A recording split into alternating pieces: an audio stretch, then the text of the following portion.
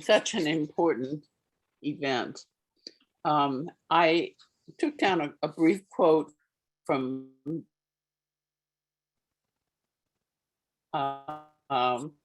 Shelley Marshall, who a notepad under the driver's seat in her car, and her husband Don found this note later and saw it as a mystical connection to his wife and to how he should live his life. She said, "We have only a finite number of days on the earth. Make them extraordinary and fill them with passion," which is a great thing to do. So remember that we only have a finite number of days here, and make them all extraordinary and fill them with passion. So we're gonna, as we always do, have just a very brief meditation. And so if you're sitting there, get yourself in a relaxed position, and put things down if you're holding them, and so on and so forth. Allow your eyes to close gently and let yourself slip to that special place.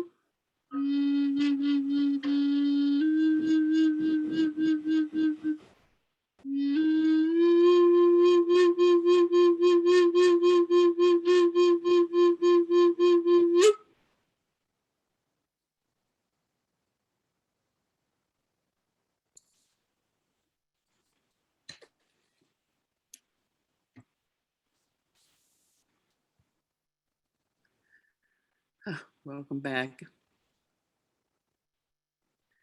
Our speaker next month is Tricia Barker, who's written a number of books, including one called Angels in the OR. She had an intense near-death experience, and many miraculous things happened around it.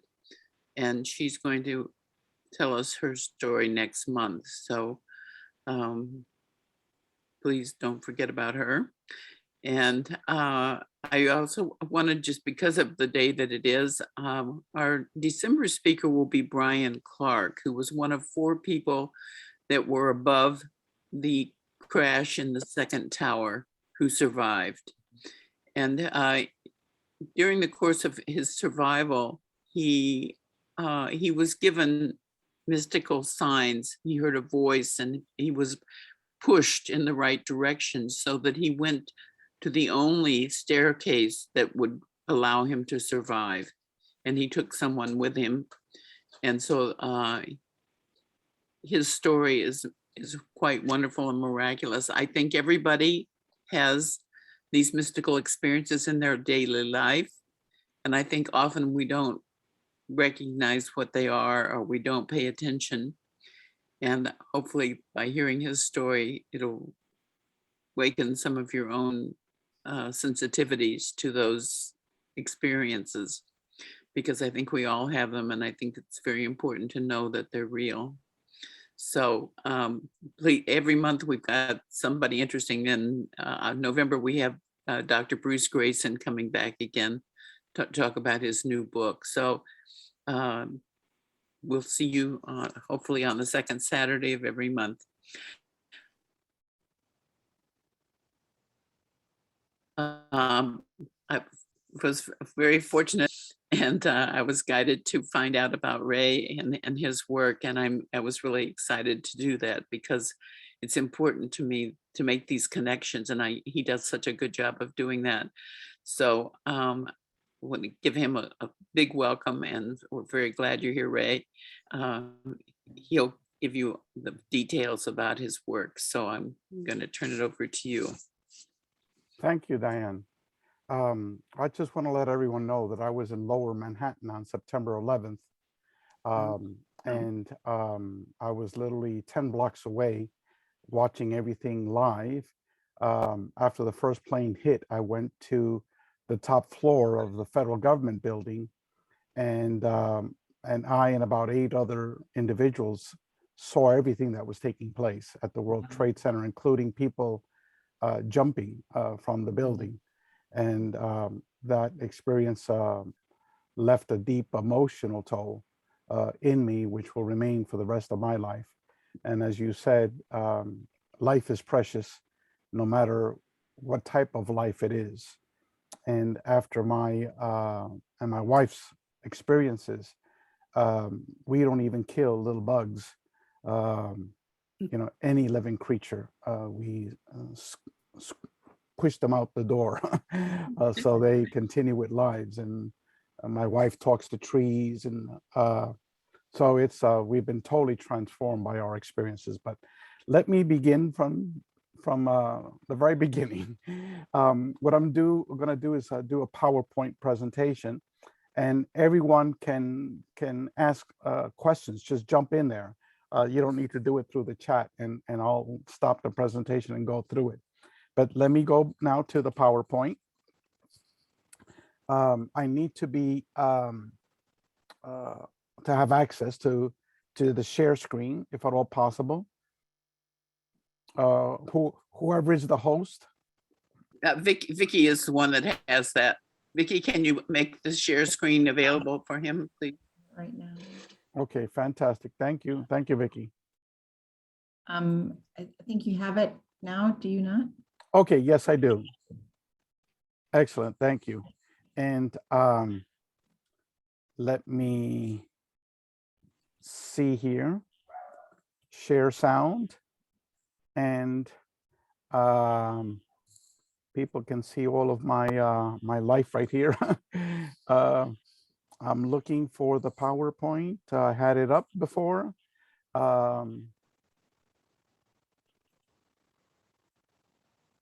I apologize. I did have it up before.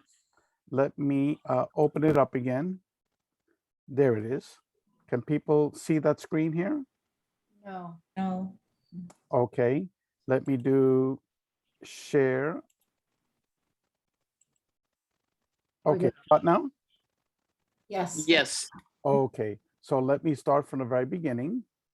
So slideshow, and from the beginning.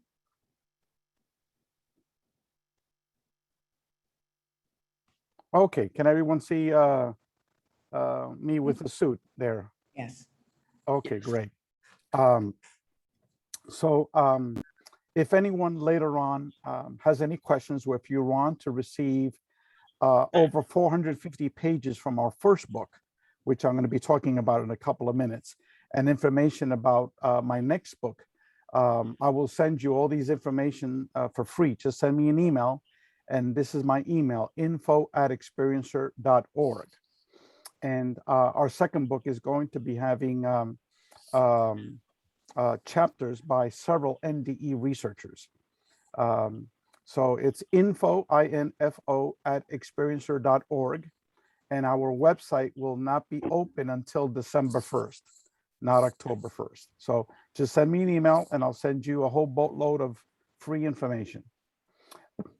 I was one of the co-founders of the Dr. Edgar Mitchell Free Foundation, and that organization lasted from 2013 to 2019. And the basic purpose of that organization was to undertake the world's first comprehensive academic research study on UFO contact experiencers. And what we determined from the findings of that was that these experiences were consciously based, just like NDEs, with numerous parallels with NDEs. And since 2019 to the present, I've been director of the Consciousness and Contact Research Institute, or CCRI, and I'm going to be going over those details in a couple of minutes.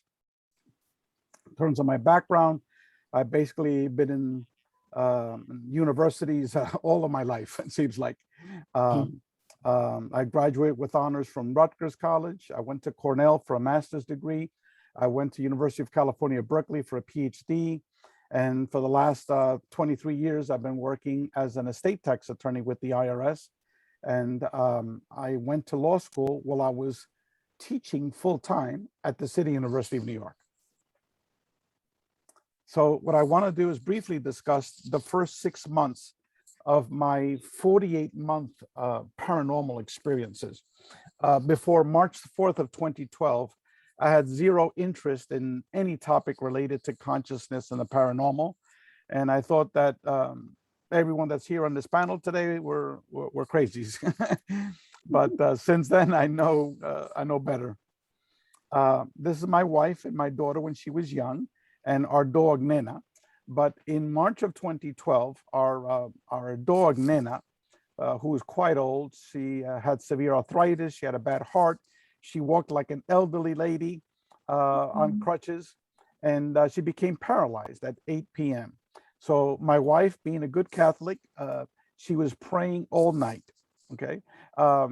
And me, as a good atheist, I was said, do all the praying you want, nothing's gonna happen. And we called our friend, we told him what had happened. And so we agreed to bring her the next day to euthanize her in the afternoon. So I went to sleep. I forgot what time it was, and my wife kept on praying all night.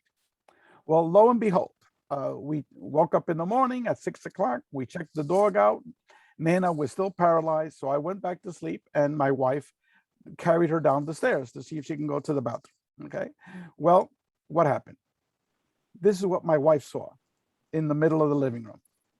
This is a photo of our living room. And she immediately thought that that was her angel that had responded to her, and she began to pray. And then it shot out light from this object. And then she began to call me, not because she was scared, but because she wanted me to see her angel. And after me totally ignoring her, she then went upstairs and hauled me out of bed and told me I had to go downstairs, and she wouldn't tell me what it was, okay? So we both went down the stairs, and then poof, my wife disappeared, the dog disappeared, and I saw this object in that same location. I call it an energy being. Why? Because it totally controlled my mind, my consciousness, my thoughts. I didn't care that my wife had disappeared, the dog had disappeared. I had like tunnel vision. I couldn't see all around. It was quite dark. So I could only focus on that object.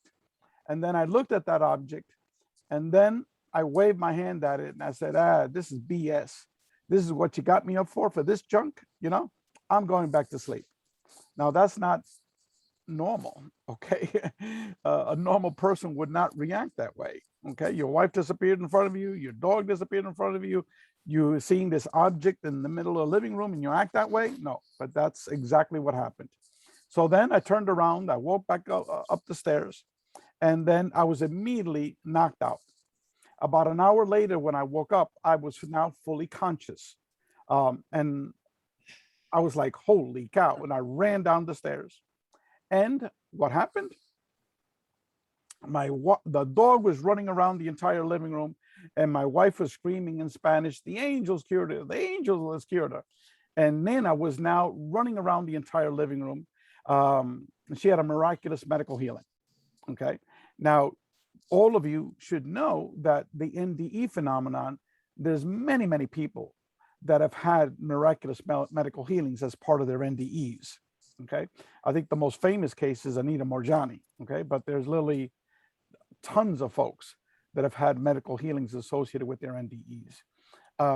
Also, later on, you'll find out that 50% of the people that have had UFO contact experiences have also had miraculous medical healings. But I'm skipping ahead, but let me continue with this. And so I'm skipping a lot of the details, but basically 2 months later, Nana woke my wife up at 3:30 in the morning. My wife said maybe she wants to go to the bathroom. My wife went down the stairs with her to open the door. And when she looked up, this is what she saw right on top of her. It was a huge object. And then that morning, she said to me, oh, my angels came and visited me last night. They came in a beautiful angelic craft with stained glass windows on the craft, just like our church. And I was like, what? You know, draw what you saw. She drew something very similar to this. I said, you didn't see an angel. What you saw was a UFO. She goes, oh, you wouldn't understand. You're an atheist, you know? And so then I realized that this was UFO related, because before I had spent the first 2 months on the internet thinking that this is paranormal related. So now Ray Hernandez, and I was on the internet, you know, researching UFOs, you know, and then what had happened, my wife then went to Mexico, and she spent an entire month in Mexico, and then she would be praying at night to see her angels. And what would show up? These huge objects, very close. And twice they were seen by her family members. When she came back from Mexico in August, the middle of August of 2012, she told me what had happened. And then I immediately spoke with her relatives, and they all confirmed, you know, what they had seen as well. And so a few days later, I was waiting for a friend of mine to give me his parking tickets, because I was going to do a motion to consolidate. Like that, he only needed to go to court one time instead of the 10 times for the 10 tickets he got. So I'm waiting for him. Where are you? Oh, I'm very close by. I said, okay, I'll wait for you outside. So I'm waiting and waiting for him. And I said, let me try to do what my wife did, was to call down a UFO. Okay. Now, obviously, a good atheist, I didn't know how to pray, you know, but the emotional intent came through. And the very beginning was just killing time, waiting for my friend. But then as I got more into it, then I became much more sincere. And this is the object that appeared 15 minutes after I began. It was literally right on top of my next door neighbor's house, but it was, this drawing does not give it any service, because the graphic artist could not put the entire drawing in the picture that I had sent him. It was literally 100 meters up and like 600 meters going back, like 6 football fields going back. It was huge, this object. And it was literally 30 feet away from me. I could have gotten a rock and hit it. And then I won't go into the details of it, but it was telepathic communications. And let me tell you a little bit more about it. Whatever this intelligence was, it was able to go into my mind and upload my daughter's memories and conversations, and then scrambled it up and then sent me a message in my daughter's voice. And it said, Daddy, you and Mommy have seen UFOs. Next time you guys see it, you call me. All right, Daddy? Don't forget. Don't forget. My daughter had never told me that. First of all, because I had never seen a UFO before. And so in my mind was, my daughter wants to see it. My daughter wants to see it. So I ran to the window. I yelled at her to come outside, that there's a UFO. She ran outside. So it's just she and I were watching it. And then my friends come about 10 minutes later. And they began to say, Ray, what is that? I said, you know damn well what it is. They said, oh, no, it can't be. It can't be. And then they began to try to explain it away. And then after like about 2 minutes, I began to laugh because, first of all, I didn't tell them that I had called down that object. And secondly, their explanations were just becoming more sillier each time. And so in my mind, and to this day, I still don't know why I did this. I just did it like nonchalantly, like I've been doing this for all my life. In my head, okay, telepathically, I said, you better come up with something better than this because my friends don't believe you. Immediately after I had that thought, what you're seeing right there in front of you totally was eliminated. And now what we were watching were these hundreds of stars inside that object that were continuously blinking on and off, on and off, on and off, on and off. Just like the back of a bike, you know, that at night when they have these blinkers on, it was very, very similar. And then certain of these stars would then get large, like the size of the moon, and then get down again. And so then my friends stopped trying to explain it away. They knew that this was not, you know, human, man-made. And there was other telepathic communications that took place. But after this experience began all of my paranormal experiences. And let me briefly explain some of them, including the NDE phenomenon that I told you about. This experience lasted approximately 45 minutes. And again, now I understand that this experience was a holographic projection. Okay. Why? Because that vision that I was watching was totally replaced instantaneously by something else. Okay. And it was an intelligence that was monitoring my thoughts, monitoring my mind synchronistically with me, and then responded back to my thoughts. Okay. A lot of people do what I did. It's called CE5, but I prefer the term human initiated contact experiences, or HICE. And people are doing this all over the world, you know, successfully, but they're seeing not what I saw. They're seeing these little tiny objects in the sky, like little orbs.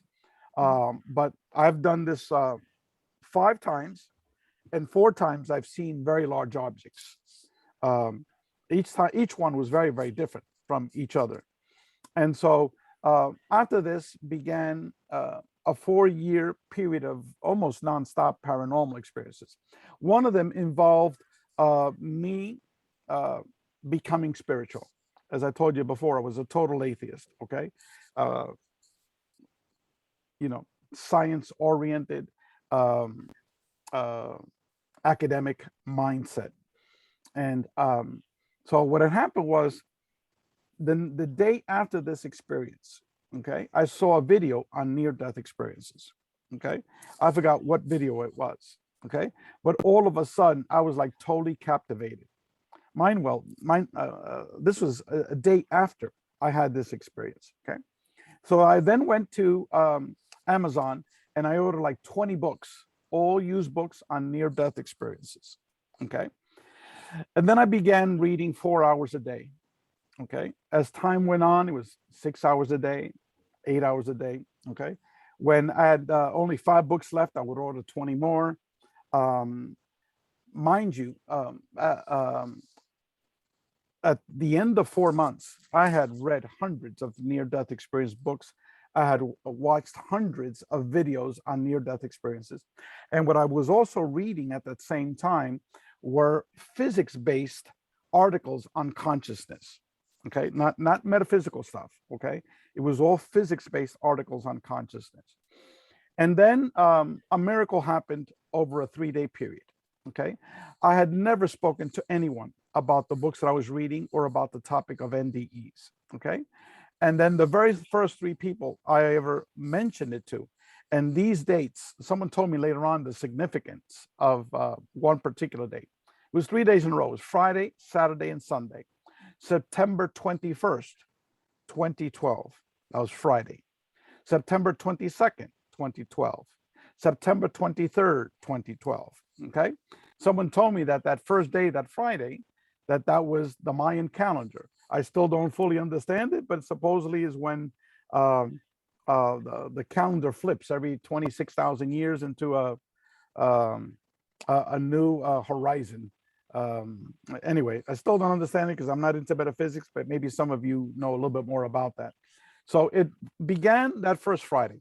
My daughter had a low-grade fever for 2 straight days. And my wife was the one that always brought her to the pediatrician because my wife doesn't work. And so whatever that day, my wife couldn't bring her. She had some other obligation. So I brought my daughter to the pediatrician. My daughter was 10 years old at that time. Okay. So then the daughter said, well, I've got some good news. We checked her temperature. She doesn't have a temperature. I checked her ear, nose, and throat. And I couldn't see anything. Maybe it was a flu. Okay. And so she's okay. She can go home. I'm not going to give her any antibiotics or anything because I don't see anything. And so immediately after the doctor said that, came out like a robotic voice, like I channeled a being. Okay. And it went like this. Excuse me, doctor. Have you ever heard the term near-death experiences? I've just read approximately 300 books on this phenomenon. Many were written by medical doctors such as yourself. And it's a phenomenon that you need to know about, right? So the doctor's eyeballs popped out. And so I said, oh my God, now this woman thinks I'm crazy, right? So I said, excuse me, doctor, I'm sorry, I don't know why I said that. Now, mind you, as I was saying this, I was like, my goodness, I'm not well. My wife had told me that I needed to go to a psychiatrist because I was spending 12 hours a day, sometimes 18 hours a day, reading these books on consciousness and near-death experiences. I wasn't shaving, I wasn't showering. I was like a crazy madman, you know? And so, and she told me, you need to go to a psychiatrist. They got medications, they can take care of you. You're not well, you know? And my response was always, let me finish this next book. Let me finish this next book. Okay. Like an insane man that I was at that time period. So anyway, then I'm saying to myself, after I said that channeled voice to this doctor, I said, maybe I do have psychiatric problems. I have another personality in me. Where did this other person come out of, you know?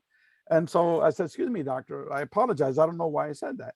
And then she looked at me and she says, there's no need to apologize. How did you know I had one? Okay. And I was like, whoa, you know? And then she closed her door. And then she began to tell my daughter and myself about her near-death experience. She was originally from Colombia. When she was 10 years old, she had a history of heart problems. She died in the emergency room. Her heart stopped and she floated out of her body. She saw the doctors trying to resuscitate her. And then she told me that she went through 2 doors, not doors, walls, 2 walls. And then she was on top of her parents. And she was looking down and she was listening and seeing everything, the conversation, you know? And she was there for 15 minutes. She told us tons of details of the conversation, you know, that her parents had. And then she said that her consciousness then flew through the 2 walls back again, and she was on top of the doctor. And the doctor was not doing the resuscitation anymore. He had injected her heart. I don't know what they injected with, but it was something in there to get the heart started.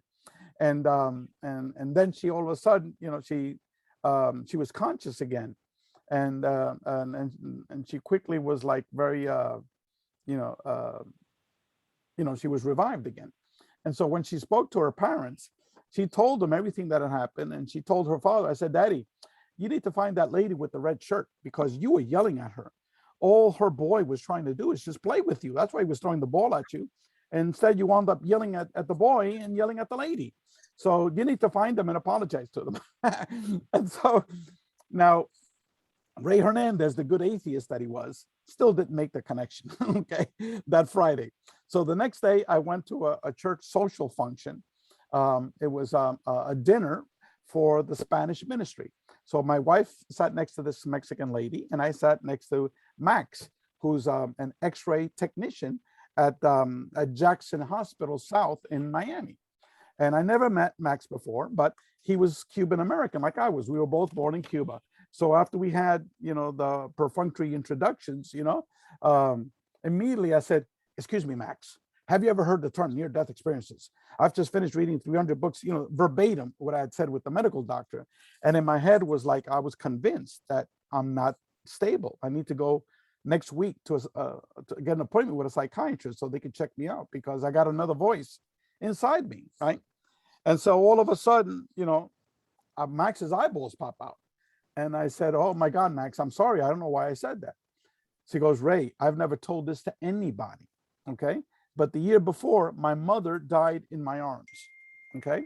And when she was resuscitated and I met her at the hospital, she told me she was floating above my body.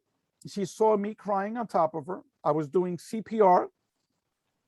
And she said, 'You told me this, you told me that.'" She repeated everything that he was telling her, because he was crying on top of her.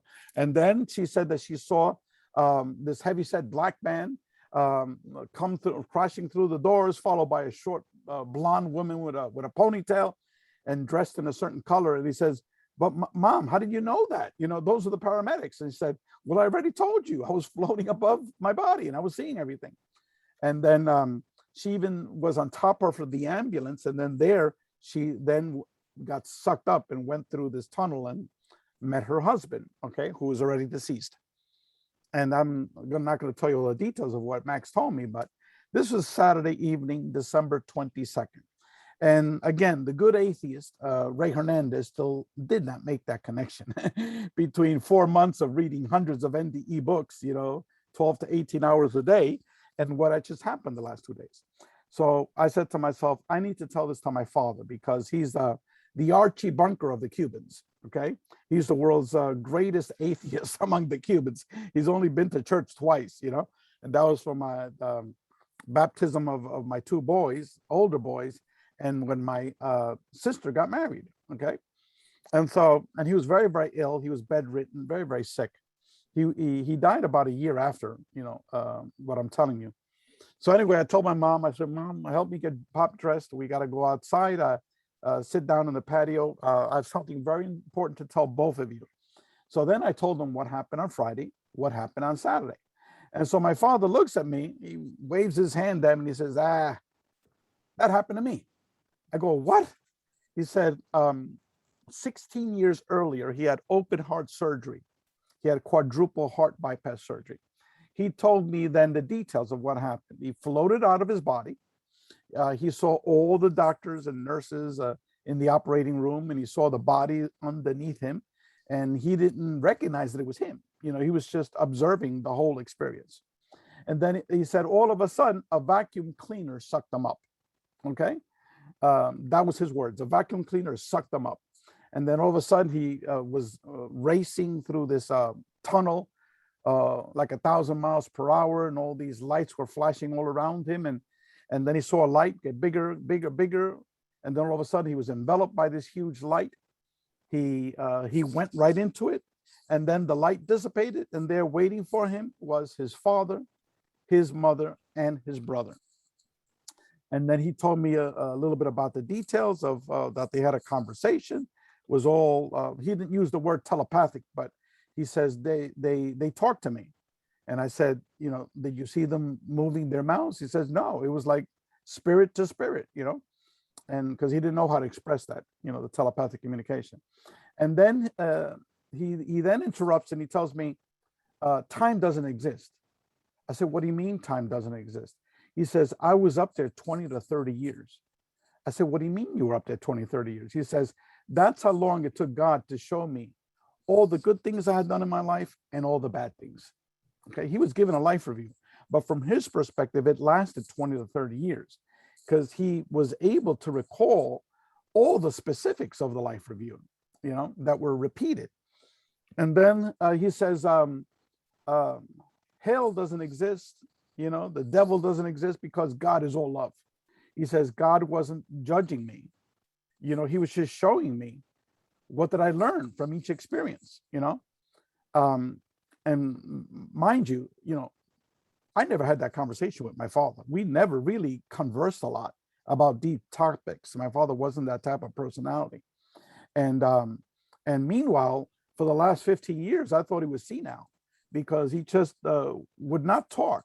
He would just be staring at the TV, glazing at a show, not really paying attention. And all of a sudden, hey, is dinner ready? Those type of conversations with my mother. And so let me see what else he tells me. Anyway, I pestered him with a lot of questions, right? And all of a sudden he says, I don't want to talk about it anymore. I said, but Dad, I have a lot of questions. I don't want to talk about it. I don't want to talk about it, right? So that's it. He shut down, okay?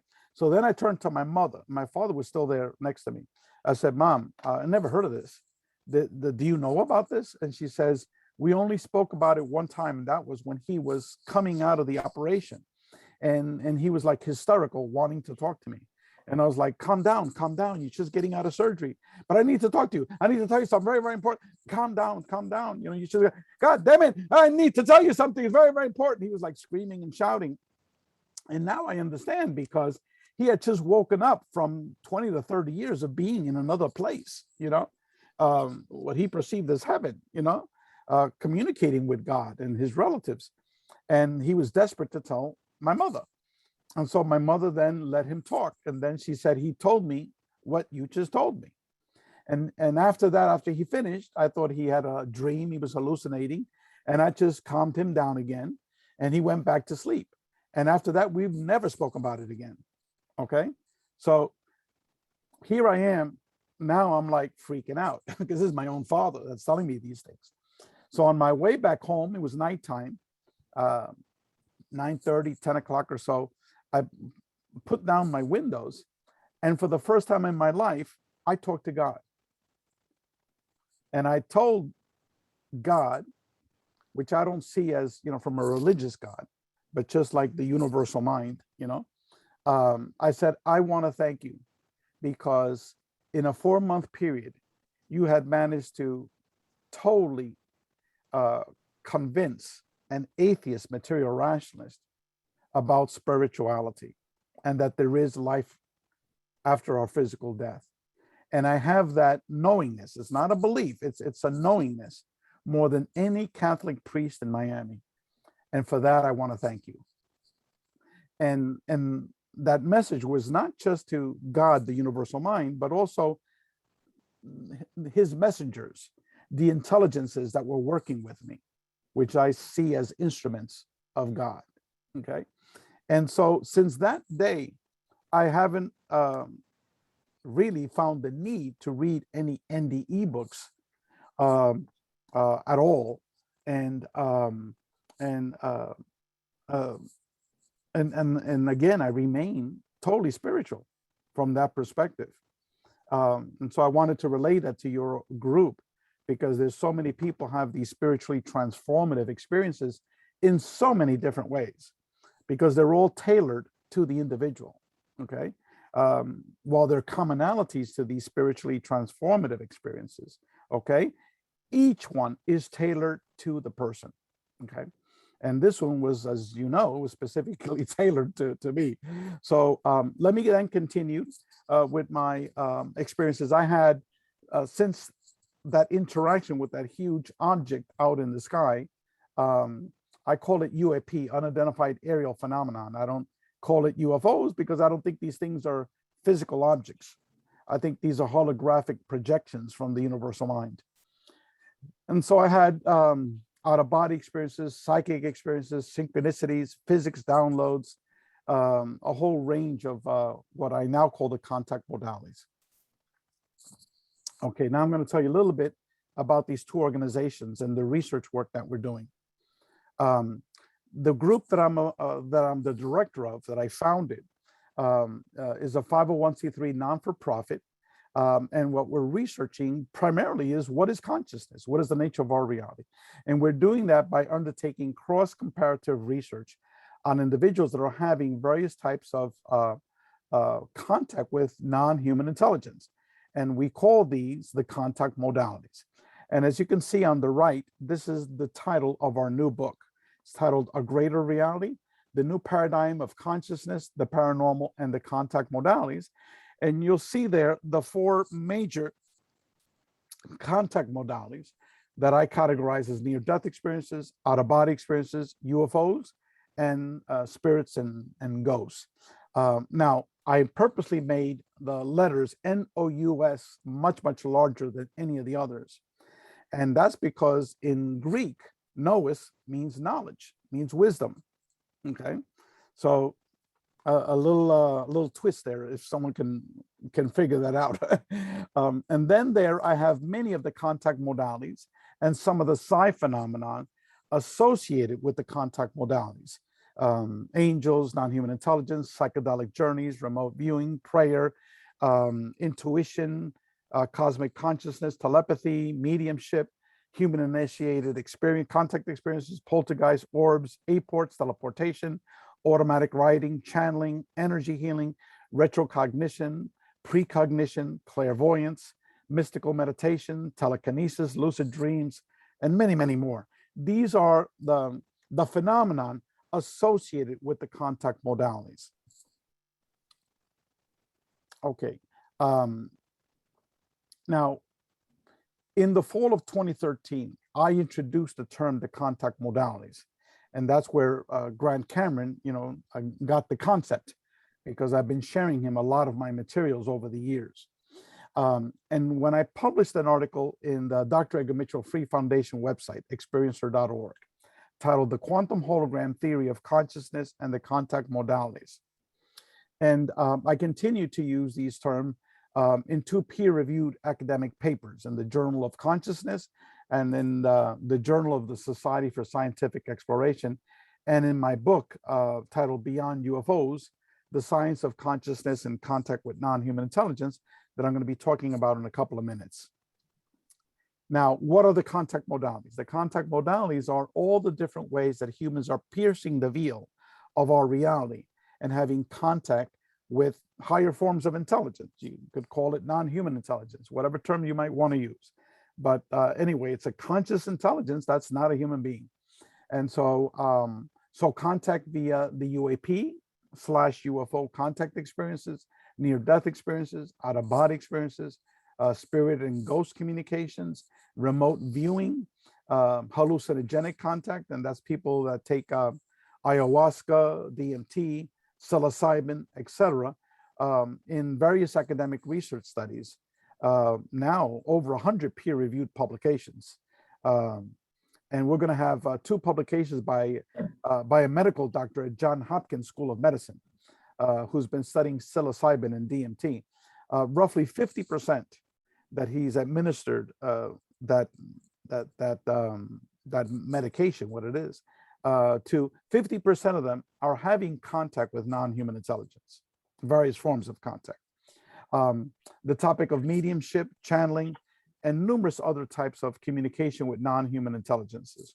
Those are all the contact modalities. Now, our organization, as you will find out very soon, is comprised of over 25 PhD academics and medical doctors.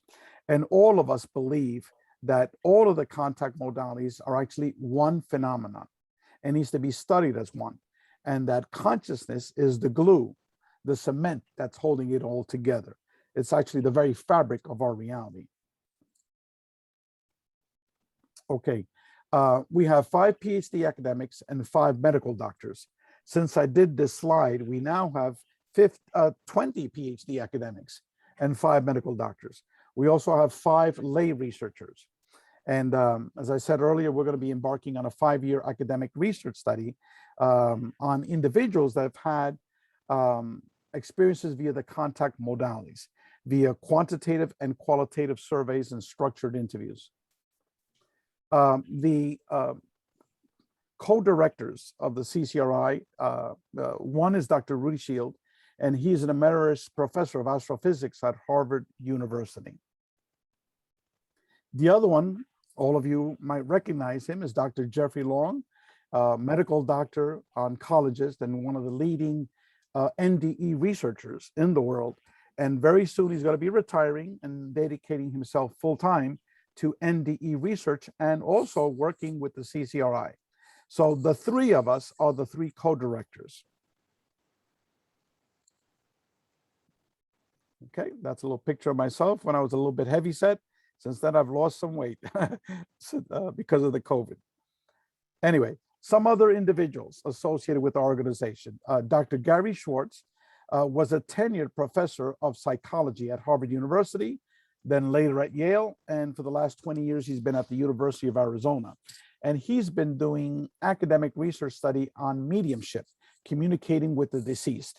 And he has a huge building there titled the Laboratory for Advances in Consciousness and Health. Dean Radin, some of you might know who he is. He's the lead scientist at the Institute for Noetic Sciences. And arguably, he's the leading academic on the psi phenomenon and its relationship with consciousness. And Dr. Edgar Mitchell, who was my mentor, one of my co-founders of the Free Foundation, actually started the Institute for Noetic Sciences back in 1972.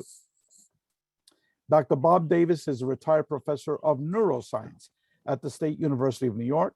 And he wrote a book about UFOs. He wrote a book about the afterlife. And then he wrote a book about titled Peak Experiences, which are spiritually transformative experiences that individuals are having all over the world. And he had one himself. As a matter of fact, most of these people that I'm mentioning, they've had some type of an experience with the contact modalities. That's why they became interested in this. I won't give you the details, but they've had them. But Michael Grosso, a professor for over 45 years of philosophy, and he's an emeritus professor of philosophy. And he was associated with Bruce Grayson for many years at the Division of Perceptual Studies at the University of Virginia. He actually lives in Charlottesville. And so there he knows all the folks down there, you know, Edward Kelly, Bruce Grayson, Bill Tucker. Some of you might know the faculty members down there very well.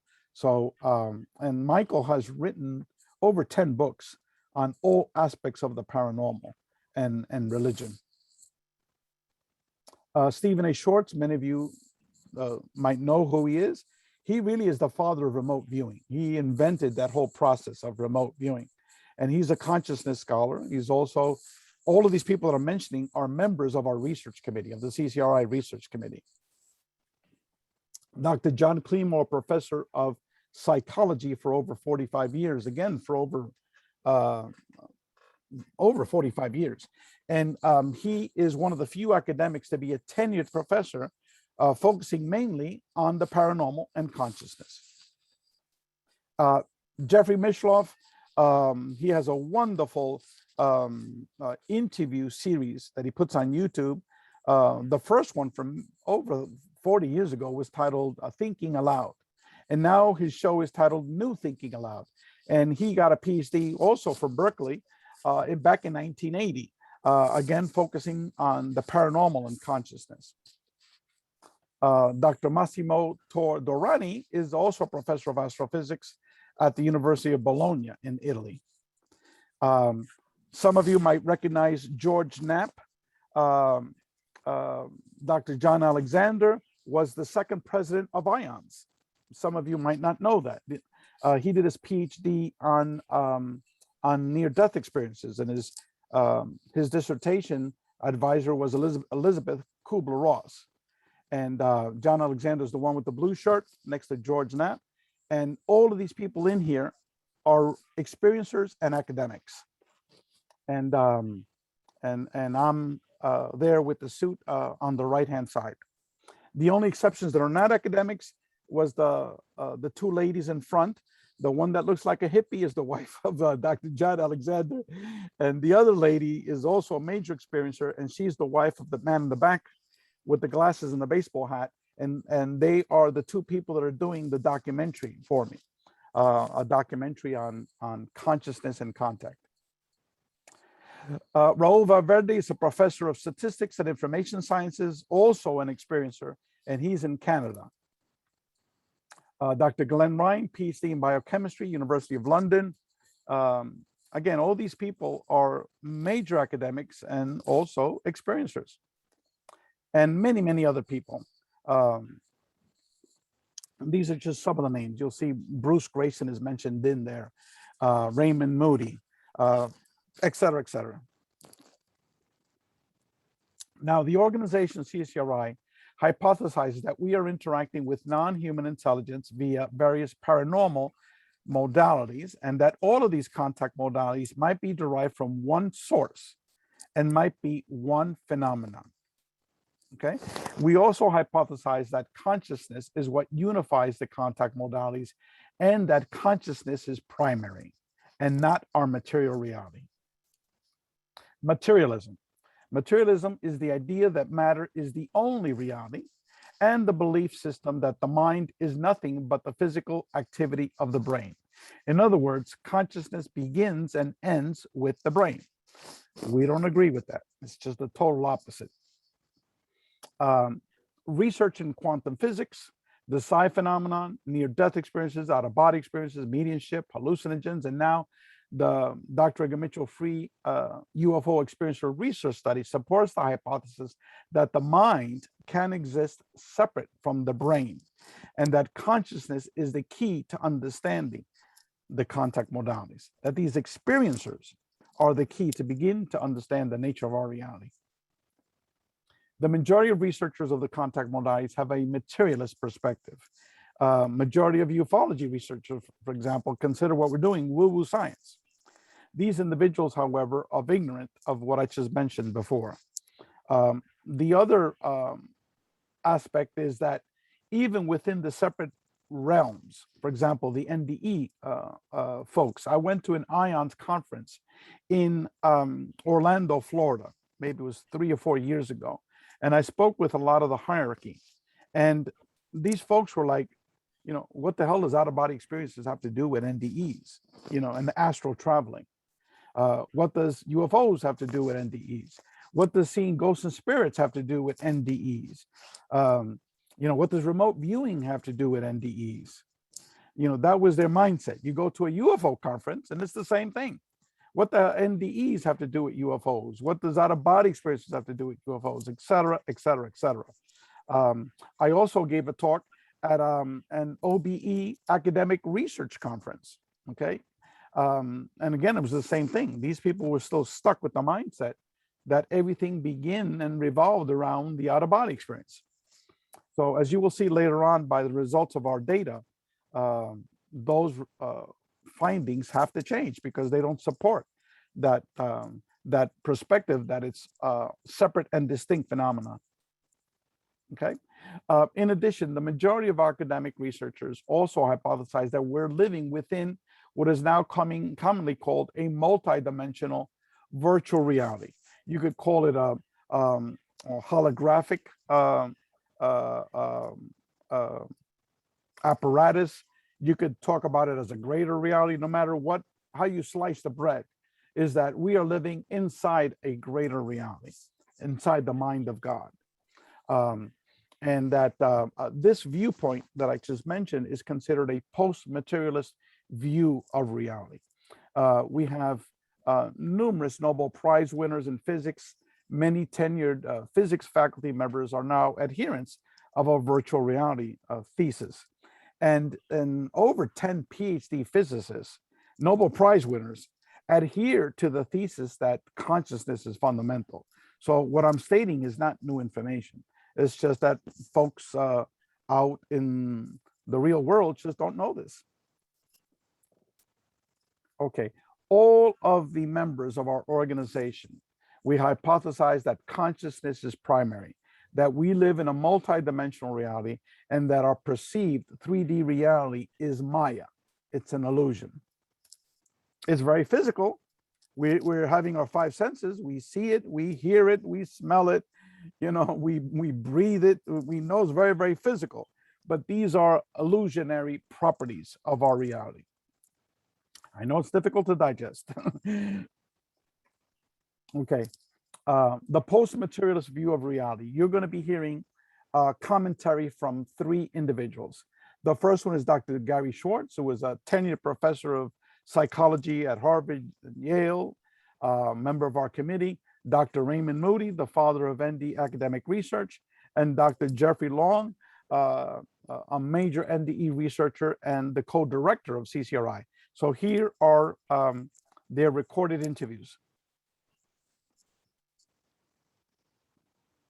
Consciousness is first. If it's primary, if it all starts with a one consciousness and everything else is then part of that one and evolves from that one, and we all have this, we're all part of the unified whole. We're all both one, we're all the one, and we're also a unique part of the one. I think the primary reality is consciousness, and that physicality is projected by the consciousness to give continuity to the narrative aspect of life. That's what I think. During their near-death experience that ensued, their consciousness left the operating room and went down to the cafeteria in the hospital, where their family was gathered having a meal, completely unaware of the crisis in the operating room. When he came back and checked out what he saw and heard, accurate down to the finest detail. There's absolutely no explanation possible that no skeptic could ever provide other than that is exactly what these persons described. It is proof of consciousness apart from the body. Now, a question for everyone. Did everyone hear and see the video? If I can get a response from someone. Did folks see and hear the video? No, No, just here. Just heard, Just only audio. Heard it. Oh boy, that's horrible. No. All right. All right, at least you can hear it. That's important. So I apologize. Everyone recognized Raymond Moody's voice and also Dr. Jeffrey Long's voice. So moving on, I guess you're not going to see the videos, which are not that important, but at least now I'm going to skip over J. Allen Hynek because this is, I didn't have time to develop an NDE related presentation. But basically what he said in his presentation, this man is like the Raymond Moody for UFOs. He was like the father of ufology, and he started off debunking UFOs. He was hired by U.S. military intelligence. People have heard of Project Blue Book. He was the scientist for Project Blue Book. So then, over the years, he began to accept that UFOs exist, but he was still a materialist. Okay, and towards the end of his life, shortly before he died, he said that, look, he now believes that UFOs are multidimensional and consciousness-based, okay? So it took him a whole lifetime to reach that conclusion, but at least he got there. So let me skip over his presentation. Okay, Dr. Jacques Vallée. Dr. Jacques Vallée, again, is like J. Allen Hynek. He's been writing about the UFO topic since the 1960s. And since the mid 80s, this is after J. Allen Hynek began to talk about what he believed in. Jacques Vallée then began to write about the consciousness-based aspect of the UFO phenomenon. He doesn't believe that these are physical UFO crafts coming from another planet, that it's multidimensional and consciousness-based. And since then, you know, the field of ufology has totally ostracized him, and he willfully has ostracized himself from ufology, like I have had in many different ways, because we just don't see the phenomenon from a materialist perspective. But let me play his what he stated. I think that from my own point of view, I'm going to be very disappointed if UFOs turn out to be nothing more than visitors from another planet, because I think they could be something much more interesting. Something from another dimension, a space or time? I think what the UFO phenomenon is teaching us is that we don't understand time and space. Mm-hmm. Here are objects, I think we have to call them objects, that are physical, that interact with the environment, that cause effects on the witnesses, on the psychology and the physiology of the witnesses, and leave traces on the ground, and yet are capable of, appear to be capable of manipulating time and space in ways that go beyond what our physics understands today. Okay, so that whole issue of manipulation of space-time, as you will see in my presentation, all of the contact modalities involve a manipulation of space-time, okay? NDEs, you're outside of space, you're outside of time. OBEs, you're outside of space, outside of time.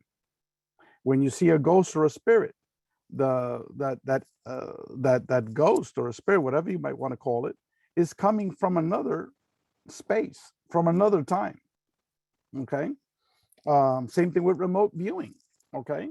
Your consciousness is out of your body and you're seeing and hearing another location. Okay. Same thing with the UFO contact phenomenon. And I'll go into those details in a little bit. So all of these phenomena involve a manipulation of space-time.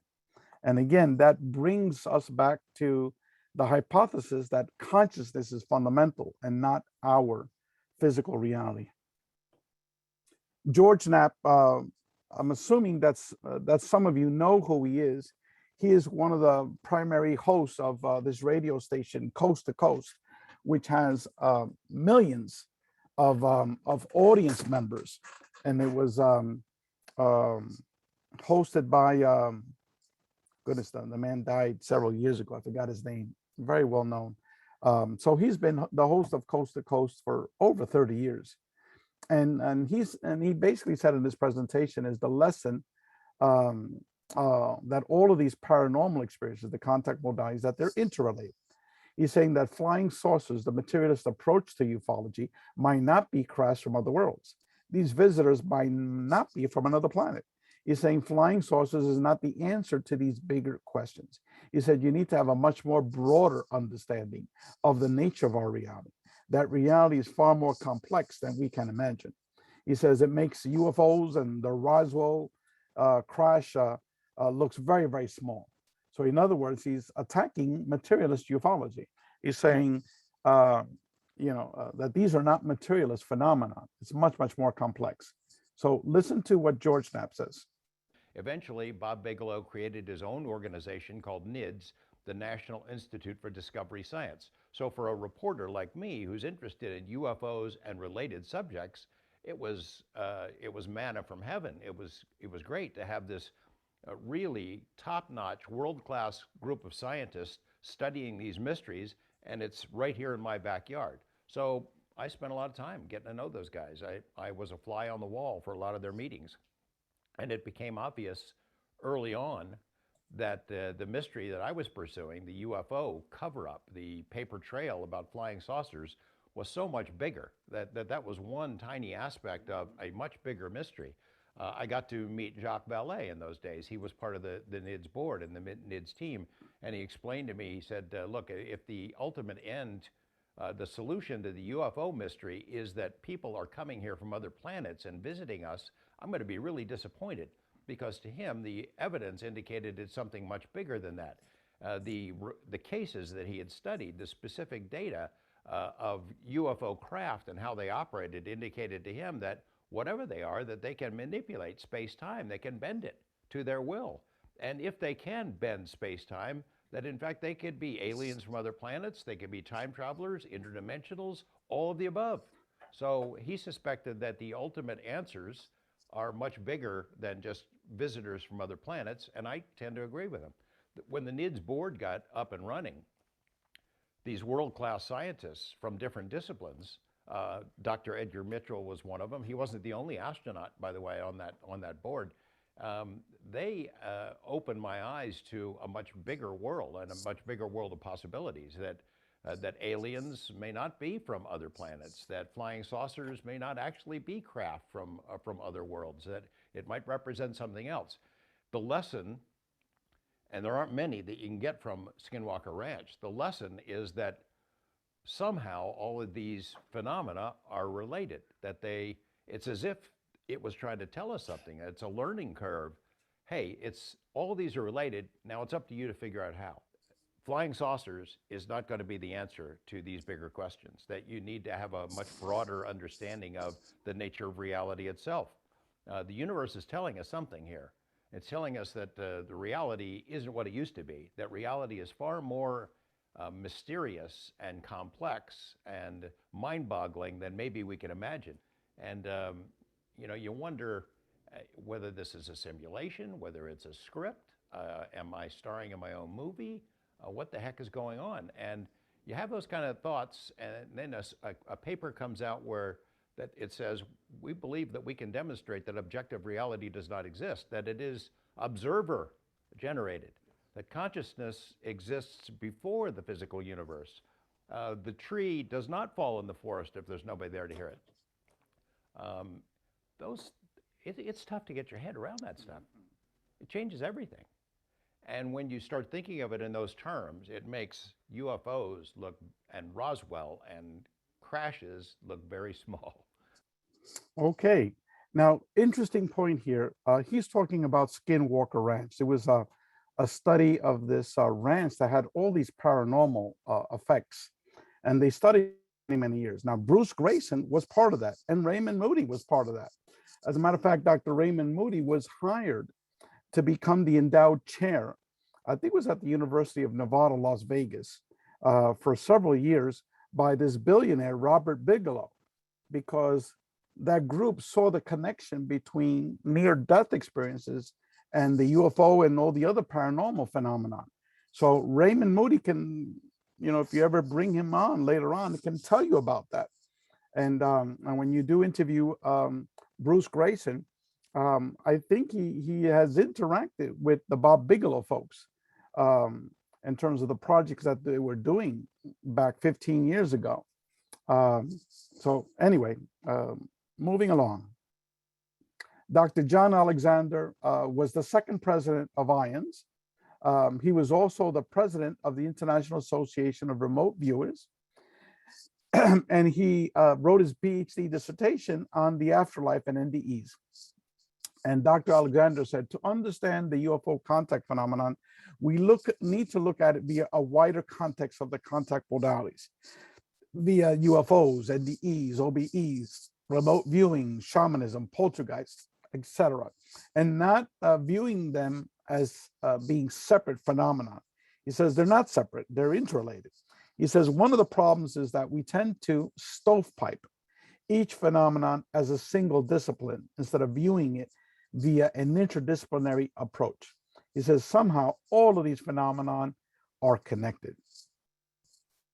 Understand it. You now believe that if we're going to understand the UFO phenomenon, we have to look at it in this wider context, including interspecies communication, shamanism, higher states of consciousness, and so on. Right. Remote viewing. I did a lot of work with near-death studies.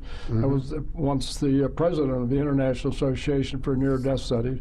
And it is my premise that somehow all of these phenomena are connected. One of the problems in looking at it is we tend to stovepipe. And I think in doing that, you cut off a lot of the information that would be helpful in understanding a theoretical basis, which does not exist at this point. By using the term stovepipe, I think you mean trying to see it as a single discipline rather than an interdisciplinary approach. Very much so. And you look at near-death experience, poltergeist, remote viewing, UFOs, and they cut off access of the information in between. And I think that's a mistake. And what he said basically is what I said earlier, that the NDE folks, the NDE researchers, primarily just focus on NDEs. They don't see the relationship between NDEs and the other contact phenomena. Same thing with the researchers of all of the other contact modalities. Now, when you talk to them personally, okay, let me just give you a little side story. You might like this side story. I had been working with Dr. Kenneth Ring on the survey, the original survey for the UFO experiencer research study. And he allowed us to use roughly 60 questions from his survey, from his book, The Omega Project, okay, which is a book that he published in 1992, I believe it was. And about ready to go. And okay, and Dr. Kenneth Ring said, because I wanted to reach out to Raymond Moody and Jeffrey Long, and he says, Ray, look, be prepared, because these two individuals and Bruce Grayson and the other folks, they see the UFO crowd as a bunch of lunatics. Okay, there's no legitimacy in the folks that are talking about UFOs. And so what I did is when we went out to Alabama to interview Raymond Moody And when we went out to Houma, Louisiana to interview Dr. Jeffrey Long, I did a trick on both of them. What I did is I started asking them questions directly from our book, okay? And so they thought that they were responding to near-death related experiences, questions, okay? Then after like a half hour, I showed the book to them. I said, do you realize that all these questions I've asked you came directly from this book on UFO contact experiences? And their mouths dropped. They had no idea of the relationship between the UFO contact phenomenon and the NDE contact phenomenon. And so then I went over the data, which I'm going to talk to you about in a couple of minutes. And then all of a sudden, you know, they became very, very interested. And as a matter of fact, Dr. Jeffrey Long and Dr. Gary Schwartz at the University of Arizona, they both said, look, Ray, can I join you guys? Okay, because they clearly saw the connection. But beforehand, they didn't see the connection because they were never exposed to it. Why? Because no one had ever done this academic research study on UFO contact experiences. Okay, so so let me go off. Understand it. Let me skip over Dean Radin. Okay, now, if all of these experiences are somehow interrelated, there's lots of data, lots of research studies on near-death experiences. And most of you are very much familiar with that research that the NDE research has undertaken over the last 30, 40 years. Same thing with OBE. There's not anywhere near the amount of research as NDEs, but there's still a lot of data. In terms of UFOs, UFO contact experiences, there was zippo, there was nada, there was nothing. So we couldn't begin to compare the experiencers of these different contact modalities because there was no data on the UFO contact phenomena. So that's what we undertook with the Dr. Edgar Mitchell Free Foundation. We undertook the world's first comprehensive academic research study on UFO contact experiencers. This research lasted 5 years.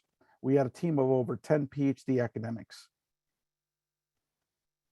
And we published this book back in 2018, as you'll see the picture there on the right-hand side, titled Beyond UFOs, the Science of Consciousness and Contact with Non-Human Intelligence. And in order to take the survey, you needed to have, first of all, have seen a UFO, and secondly, have had some type of contact experience with non-human intelligence.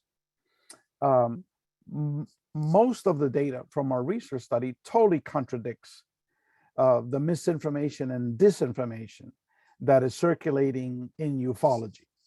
Why? Because no one has ever done this study before, okay? So what we're revealing is what is really happening to experiencers. Again, if you want half of our book, send me an email at info@experiencer.org, and I will send you more than 450 pages from our book, info@experiencer.org. The 4 co-founders of FREE was the late Apollo 14 astronaut, Dr. Edgar Mitchell, who was the founder of the Institute for Noetic Sciences. And some of you might have heard this organization named Eternia. Edgar was one of the co-founders with Dr. Eben Alexander and John Audette, who was one of the original founders of IANDS. So Edgar has been interested in the connection between consciousness, the paranormal, NDEs, UFOs since 1972. As I mentioned before earlier, Dr. Rudy Shields, the professor of astrophysics from Harvard, Mary Rodwell, who's been researching UFO contact experiencers. She's based out of Canada for over 30 years, and then myself, okay? These are some other academics that were involved with the free research study. And then these are some of the non-academic researchers in the research committee. Our research was comprised of 600 quantitative questions, 70 open-ended questions, and for 3 years, we posted all over YouTube, Facebook, monthly mailings, internet posting, radio interviews, about our research study. We only allowed memories from conscious explicit memories, not memories from hypnotic regressions, from lucid dreams, or channeling. And we conducted the surveys in multiple languages, English, Spanish, French, German, Slovak, very soon in Chinese. But what I'm going to tell you now is the data from our English language survey. Okay. As I said before, our data totally contradicts what's circulating in ufology. The main reason was because the data was never collected. With NDEs, you have tons of academic data associated with NDEs. But with UFO contact experiences, there was nada, nothing. We wound up with responses from 4,145 individuals from over 125 countries. I mean, we're talking huge numbers, okay? And for the phase 3, which is the written responses to the open-ended questions, we received more than 10,000 pages of written responses to these 70 questions. We had 4 major findings, and I'm not going to be going into details for all of them, but just to give you a broad overview. Number 1, these experiences were overwhelmingly positive experiences. Even though the internet is filled with the BS that it's not, the 4,150 people that took our surveys from all over the world said it was overwhelmingly positive. Number 2, these experiences involved a positive transformation of the experiencer. As I said before, I borrowed more than 60 questions from Dr. Kenneth Ring's book, The Omega Project. And there he wrote out close to 60 questions. How did these people change? How were they before and how were they afterwards? I'll go over all those details, but he showed that these people totally changed. And so these experiences, number 3, are primarily paranormal experiences, not physical experiences, okay? Number 4, these experiences involve a manipulation of space-time.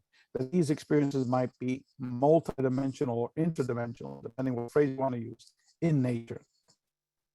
Okay, now let's focus on this question. We want to find out whether these experiences were positive, negative, or neutral, okay?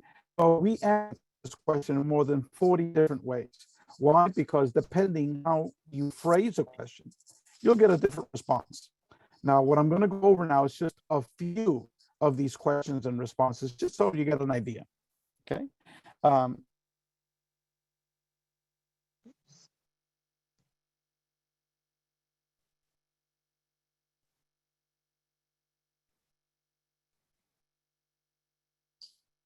We lost him, I think.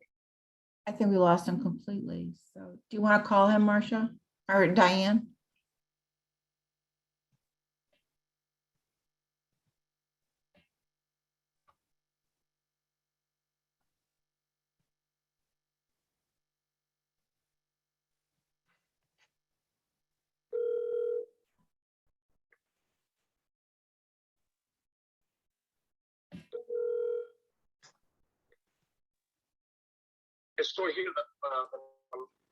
Hi, Ray, we've lost you online.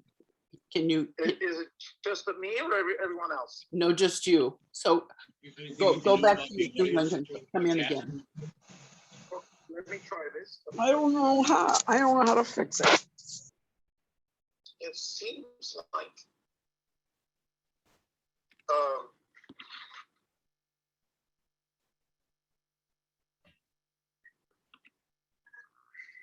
okay, I'm trying to get out of here. It says here I lost my connection, my internet connection, and he lost his internet connection. So let me try to do it again. I apologize. I don't know why. He's coming back in.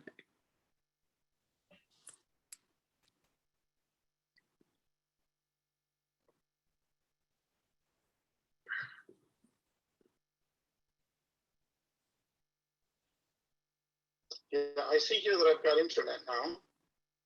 He now has internet, so that's a good start. Yeah, so that's good. So let me get out of here and go back to Gmail. And let me pull up that link. I was just going to get into the data now.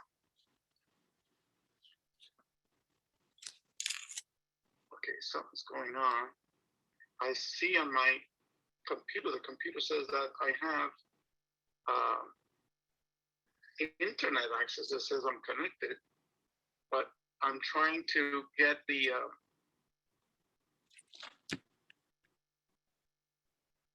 you know what I can do is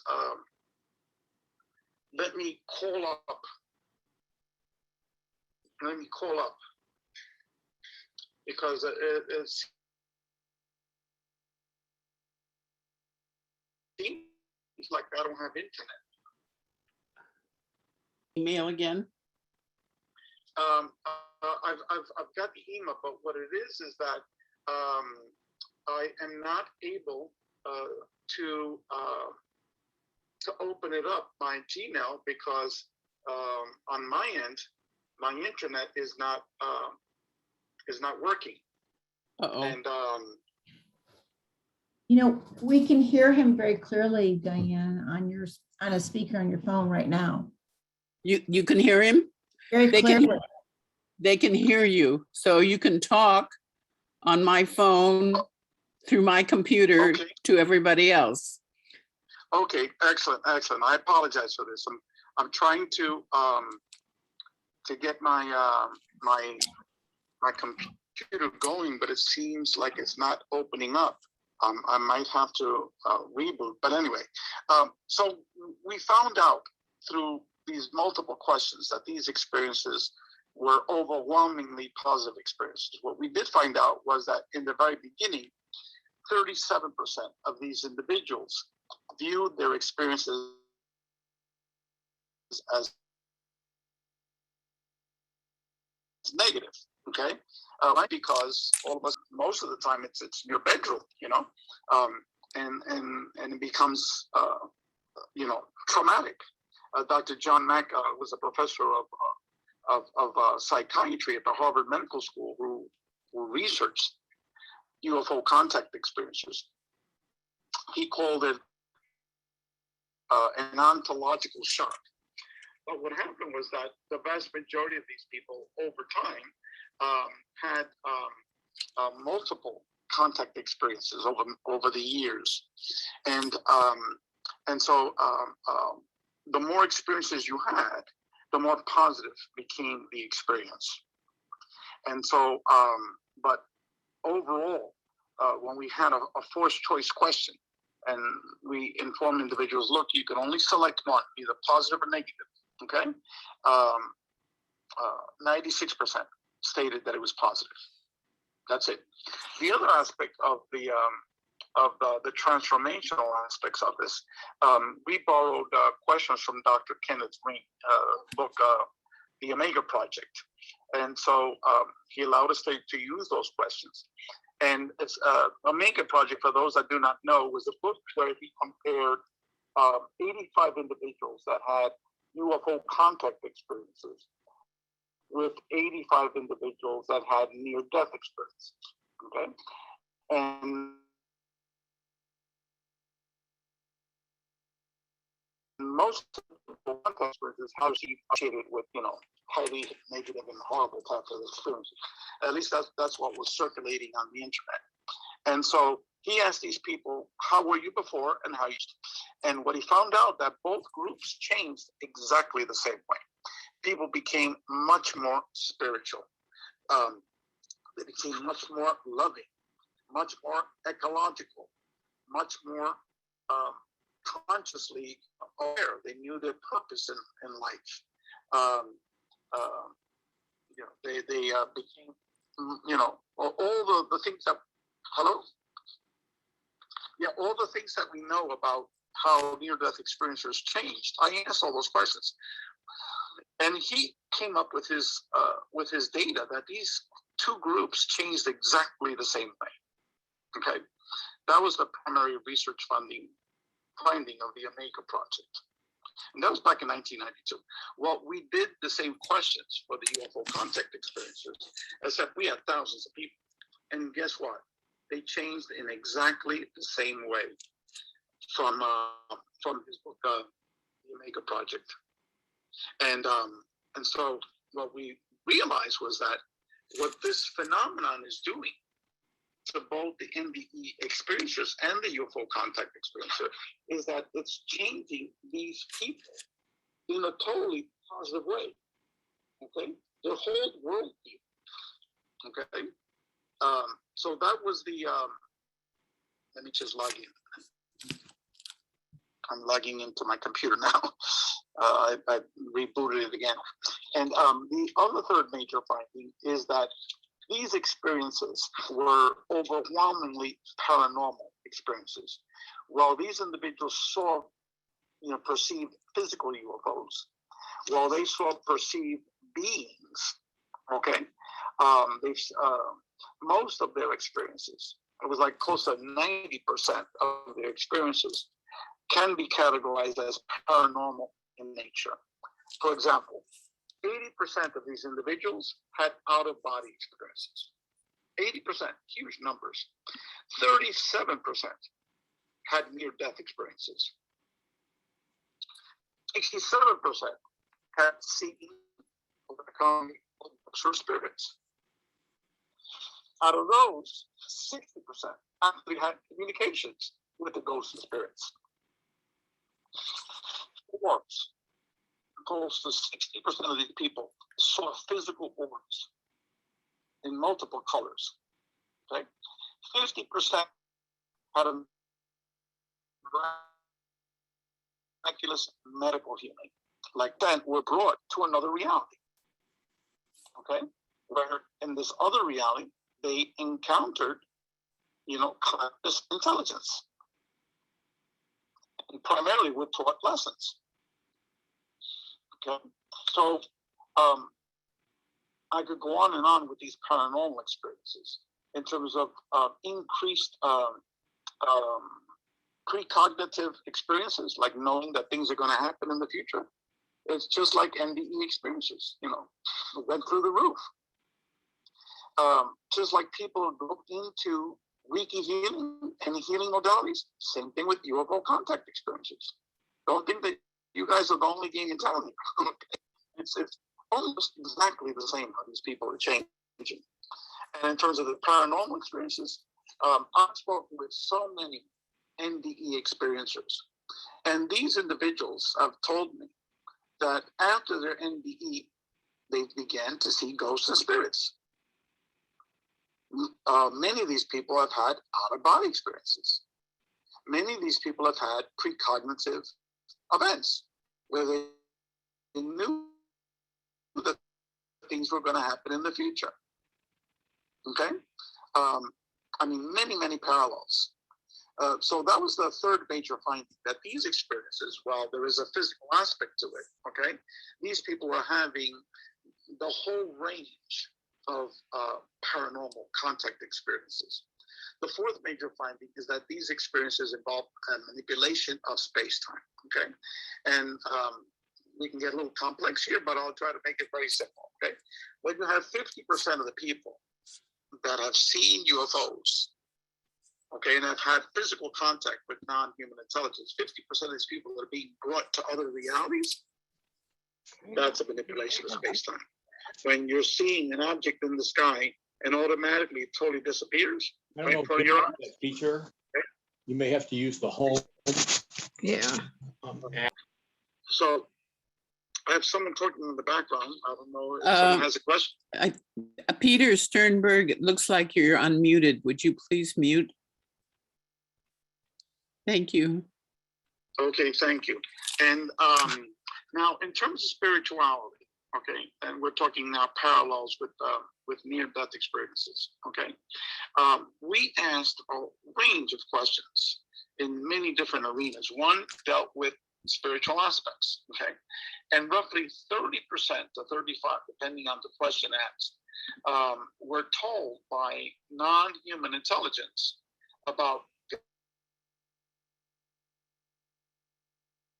God, the spirit world, about another 30% were actually brought to what is commonly called, the spirit world, the afterlife. And roughly 85% of these people now were transformed into very spiritual people. Okay, So it's a huge change. Some of these people might have been spiritual beforehand, but all of a sudden it's like increases heightened tremendously. The people that were religious, a large percentage of these people now, they're not, how should I say, they're still religious, but they're much, much more spiritual than religious. Let me see what else.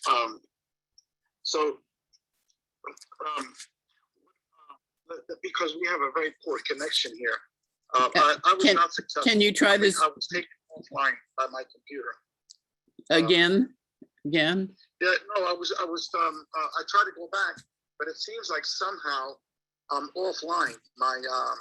My computer registers like I am connected, but I am off the internet. So I apologize for that. I don't know what. Do you have an internet thing that you can unplug and plug in again? Yeah, I would have to do all of that, you know. But basically, what we're doing. Let me talk a little bit about the new book. Okay, our book is going to have various articles by many of these PhD academics that I mentioned, including it's got an interview that I did with Raymond Moody, an interview that I did with Jeffrey Mishloff. Dr. Bruce Grayson wrote an article for our book, and it's entitled "What is Consciousness?" So you could mention to him, you know, what is consciousness, you know, from your perspective, and let me bring up the table of contents for the book.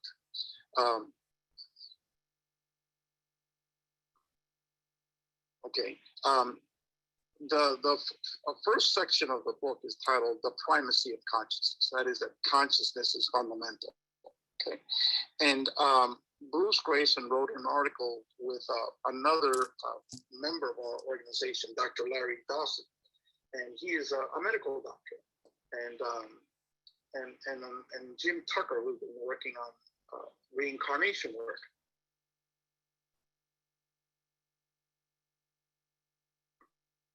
At the University of Virginia, and this aspect that I'm talking about, you know, what is the nature of our reality, and then after that, we go into this whole concept called non-local consciousness. That is how we as humans are able to tap into the information fields of our reality, and are having these experiences. So we're going to be discussing the quantum hologram theory of consciousness, how it works, and that's the theory of the late Apollo 14 astronaut, Dr. Edgar Mitchell, who started the Institute for Noetic Sciences. And most of the researchers in your field, they know the research of the Institute for Noetic Sciences and the late Dr. Edgar Mitchell. And then we go into discussing the UFO phenomena. We have like 10 articles discussing various aspects of the multidimensional aspects of the UFO contact phenomenon. And then we're going to go into near-death experiences. And we've got interviews with Raymond Moody, Jeffrey Long, another section on out-of-body experiences. We have another section on lucid dreams, and then we have another section on ghosts and spirits and spiritual transformation, and then another section on hallucinogenic contact experiences. And then finally, we have the research of the organization, what we're going to be doing, and we've got 4 articles that are conclusion wrap articles, wraparound articles. So what our book, the agenda of our book is twofold. One is to inform individuals, you know, that consciousness is fundamental. And you heard earlier, Raymond Moody talk about it, Jeffrey Long talk about it, Dr. Gary Schwartz talk about it. And all of the research in our organization, they believe the same thing. And then the other aspect that we're talking about is to demonstrate that there are many different ways that humans are piercing the veil of our reality and having contact with perceived non-human intelligence. Like NDE is one of them. NDEs are one of them. And so what we're arguing is that we need to be able to study these phenomena as one phenomenon instead of separate and distinct phenomena. And why? Because if consciousness is primary and our physical reality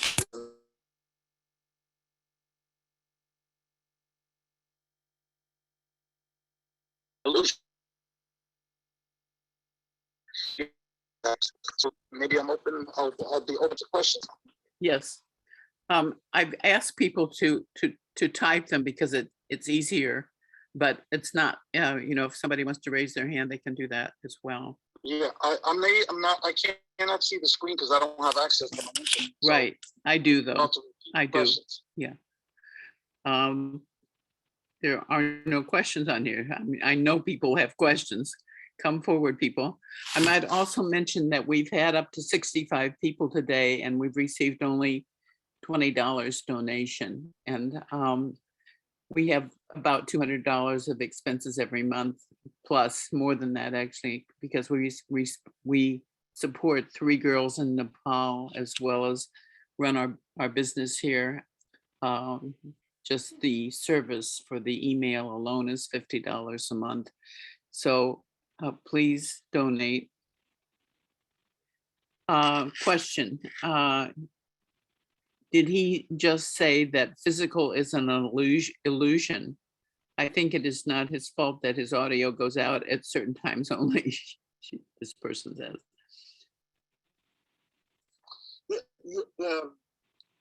Our physical reality is very real to us. Okay.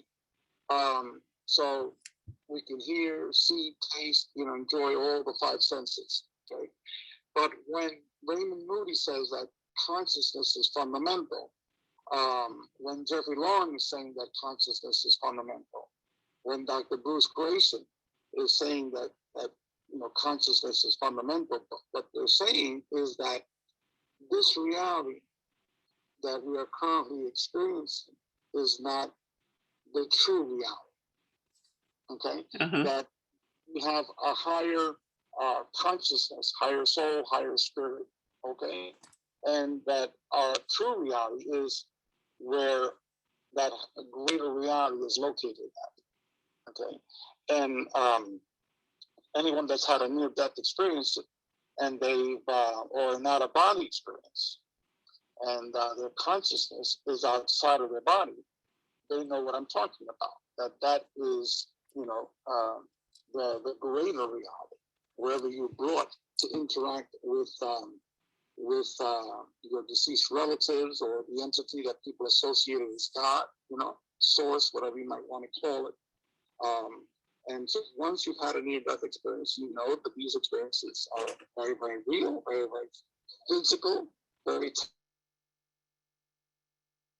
tangible, and in many cases. So that's what they're saying when they mean that consciousness is fundamental. Now, there's actually arguments in quantum physics which demonstrate that, which the book is going to talk about that. Quantum physics actually shows that our objectivity, our physicality doesn't exist unless you actually observe it. Okay? In other words, the physicality doesn't exist until your individual conscious minds begins to interact with it, then it becomes real. But anyway, I don't want to get into those topics. Yeah, we've got a few other questions here. Yes. John Kelly is asking, what is your hypothesis as to why communications with non-human intelligence is not universal for all humans? Yeah, that's a question that I asked myself, and a lot of people ask me. Just like much of this phenomenon, there are no absolute answers to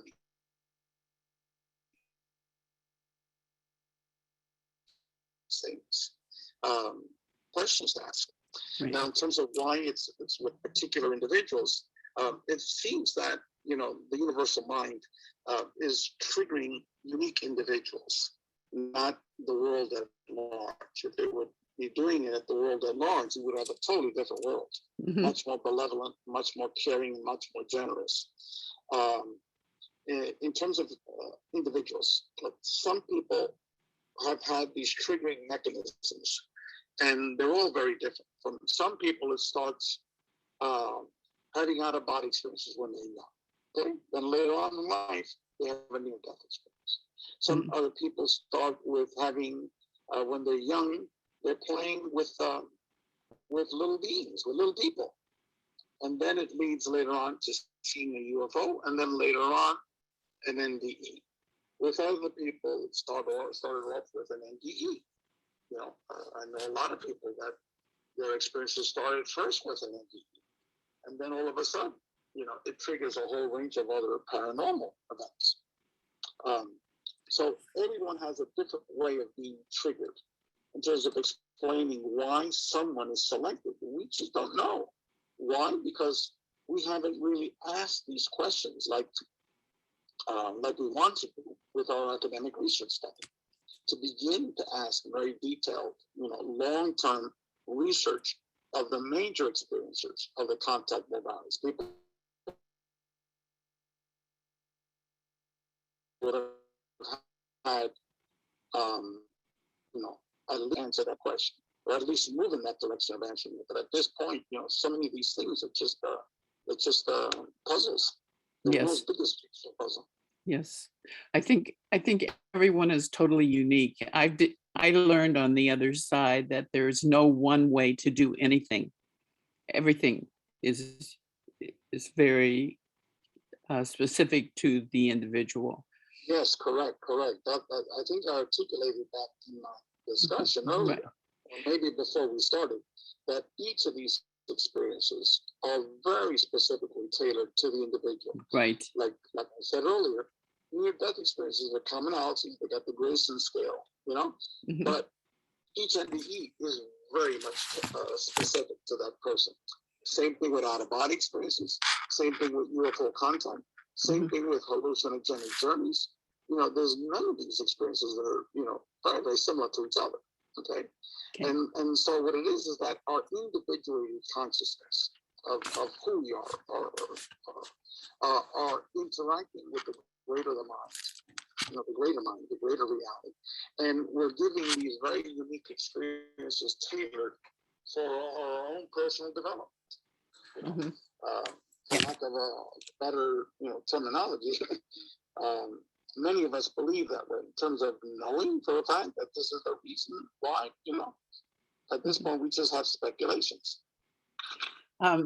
Daria asks, I'm curious about Dr. Hernandez's opinion on hallucinogenic experiences induced by hallucinogenic, like psilocybin, for example, mushrooms.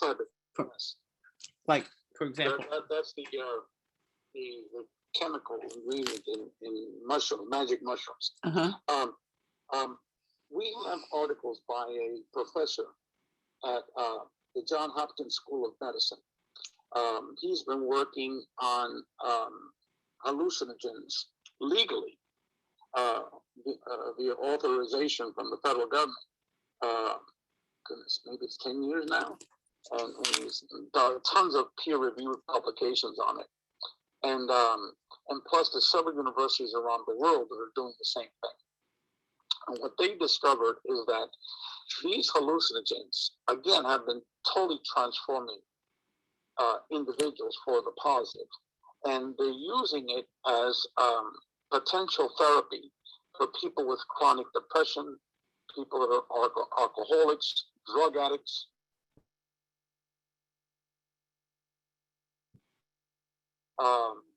And usually, and all of a sudden, you know, a drug addict will go into the jungle of Brazil or Peru, you know, and take ayahuasca for 3 days, and all of a sudden, you know, they lose their drug habits.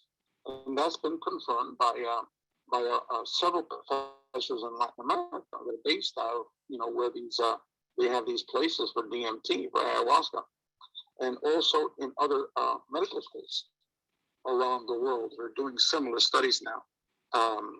And the importance of this is that roughly 50% of these people are having experiences with perceived non-human intelligence.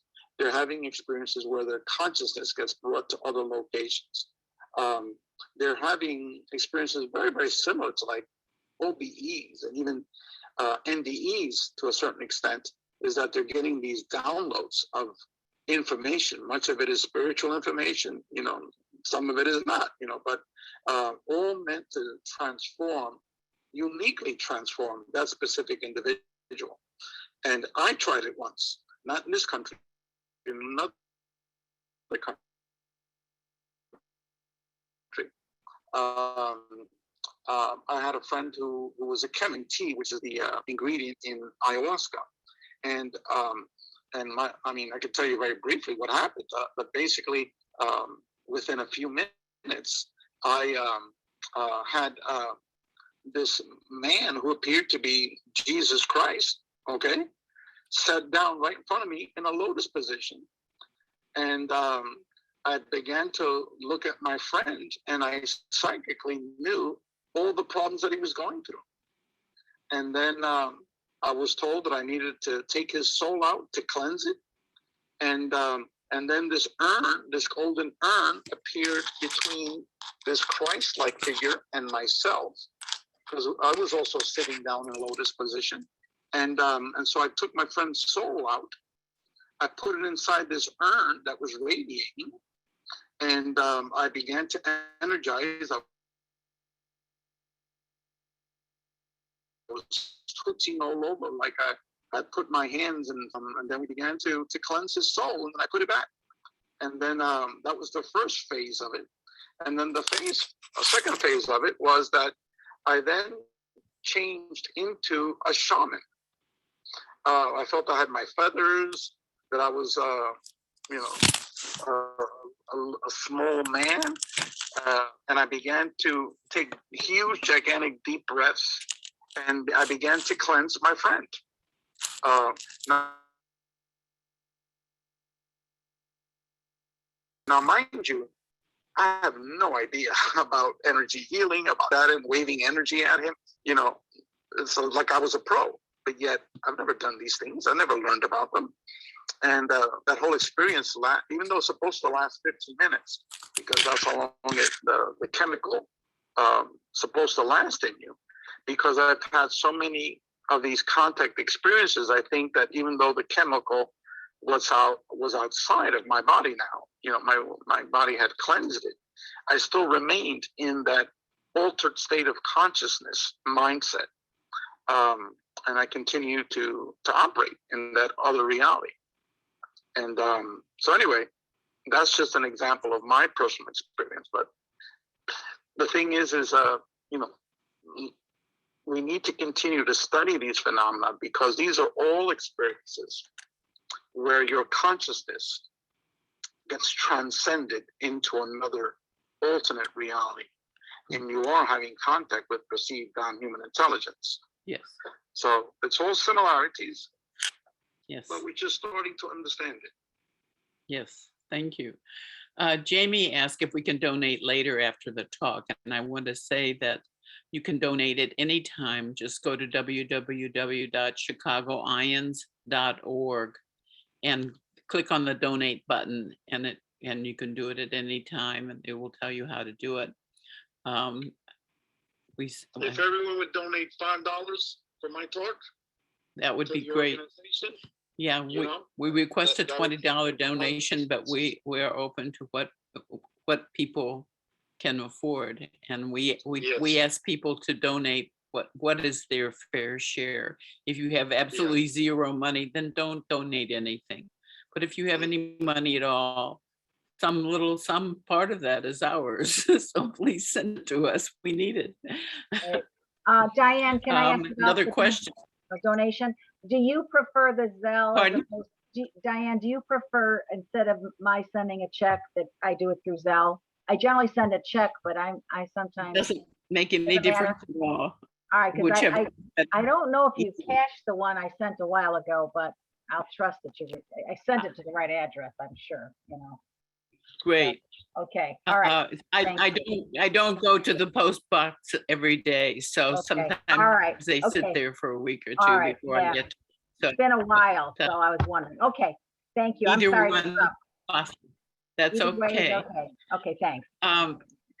Karen, who was just speaking, asked if you've had more contact with UFOs after the one you described to us.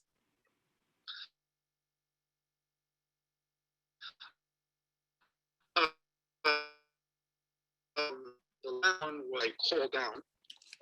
This was with a small group of, there was 3 other people there. And that one appeared as a physical object that was like twice the size of a school bus.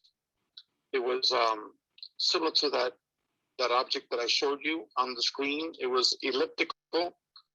As I said, twice the size of a school bus. And it was silverish metallic color, had no wings, had no noise, just a low humming noise. And it was above us, I would say maybe maximum 100 meters above us. And it came at me very slow from the northerly direction, then right above us, so we at a perfect angle so we could see it. Then it made a right-hand turn right in front of us so we could see then how long it was and its shape and everything. Have you had many experiences or just those 2? With the UFOs? No, there was a total of 4. 4. I've only done it 5 times. These objects appeared. Thank you. And at this time, I really don't see a need for it. You know, I don't see a need for it. Okay, right. It's an object in the sky. You know. Once you know, you know. Yeah, once you know, you know. Craig asks, what you're stating and researching is in alignment with A Course in Miracles. Are you familiar with A Course in Miracles? And if so, do you include what various spiritual philosophies in your book? Well, in terms of the Course in Miracles, I've read some articles on that a long time ago, a couple of years ago. I don't remember it. But this whole concept that consciousness is primary, that's a concept that goes way back to the Upanishads, the Vedanta tradition, Buddhism, Taoism, Greek philosophy, even through Western civilization. So it's a very well-known concept. And then in terms of all of the mystical traditions, and even in the traditions of the New Age movement, the Theosophical Society, et cetera, it's all very similar concepts that our reality is an illusion, it's Maya, and that there is a universal mind, and that consciousness is primary. Mm-hmm. Except what we're adding to it is very, very important, is that we're doing it through academic research, and we're focusing on the contact modalities. No one else has done that before. A unified contact modalities, so it's all one phenomenon. So that really is the innovation that we're doing in our organization. Great. Grace asks if you've explored any of Lee Kasten's books on aliens and the reptilian agenda to influence the planet. Okay, I'll be very frank. It's all bullshit. Okay, thank you. And the reason why is because we had 644 people that had reptilian type of experiences. And all of these 644 people did not describe anything near what Lee Kasten is pushing. But yet he's pushing as if, all of these people have had, reptilians are having these types of experiences. But that's his own personal experience, uniquely for him. Right. Okay.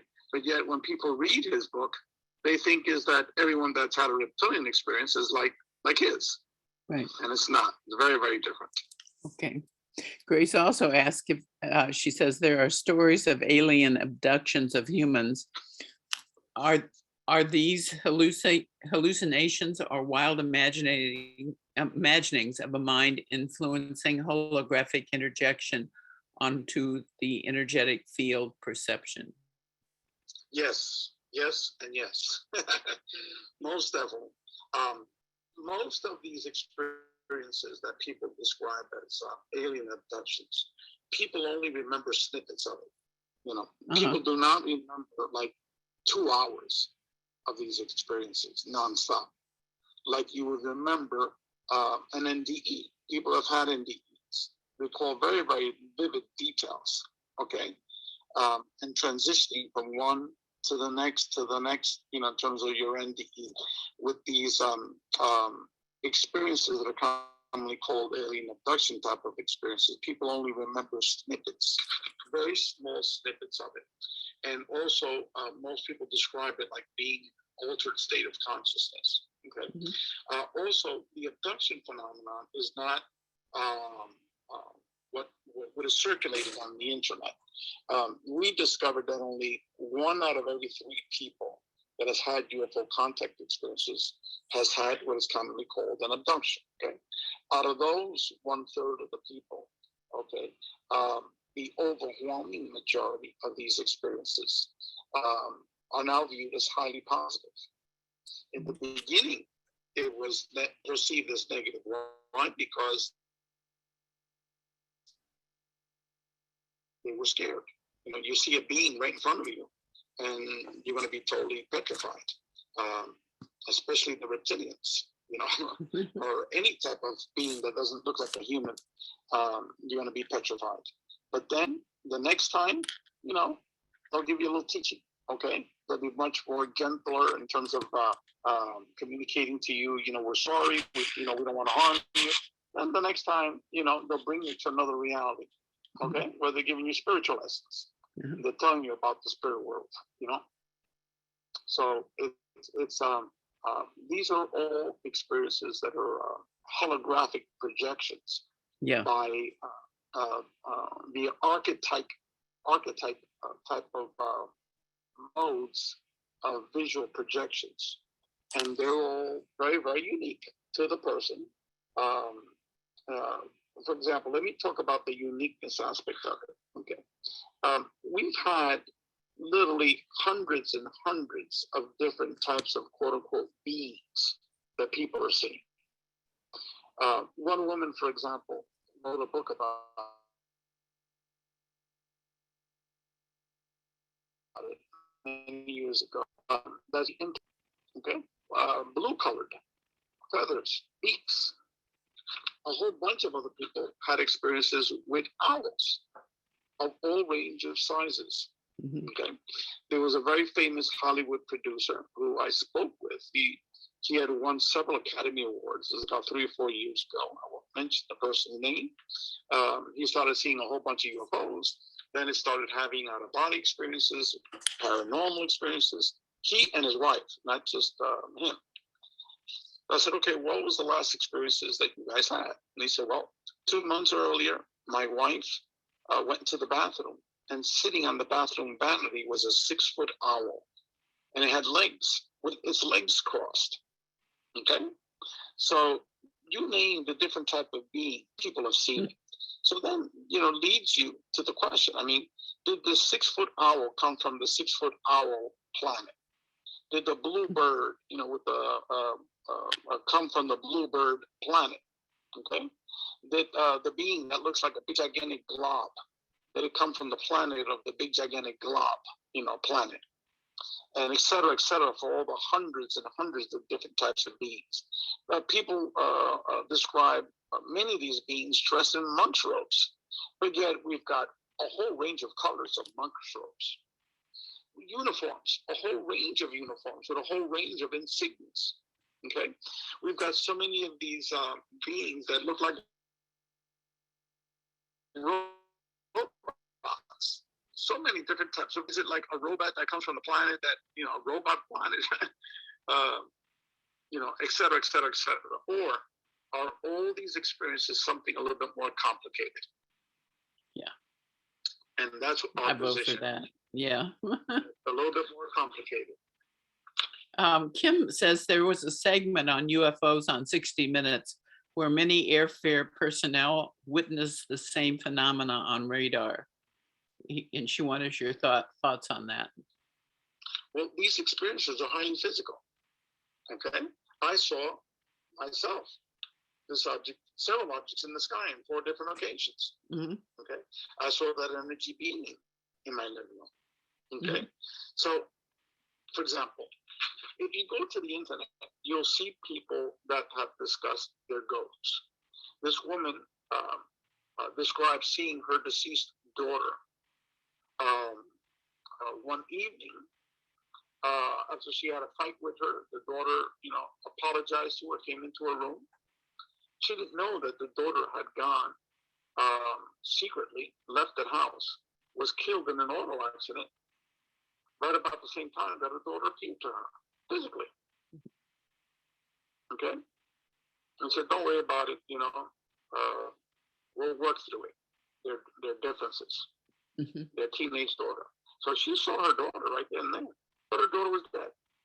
How many people have seen physical ghosts? For example, there was this man that was interviewed on an NDE radio show the other day, and he talked about that he was in the hospital for 7 days because he had this major surgery on his throat.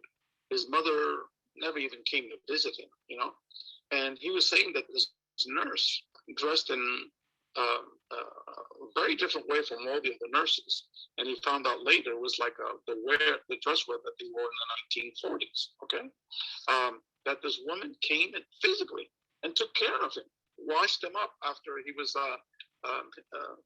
was bleeding profusely. They had to rush him into the emergency room, and they didn't clean him up. He had blood all over him, because one of his arteries busted in his throat.